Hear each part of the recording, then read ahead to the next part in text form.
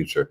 Whereas before in your life, you're like, hey, I don't want to mess up my credit. I don't want to mess up, you know, I want to be careful with my wealth and all that. No, but it's Right. not really yours. It's in the name of a person. So, using the super wealthy hack, you put it in a trust, anything. And that's, money coming in too, not just assets you have. Oh, I'm not that rich, so it doesn't apply to me. No.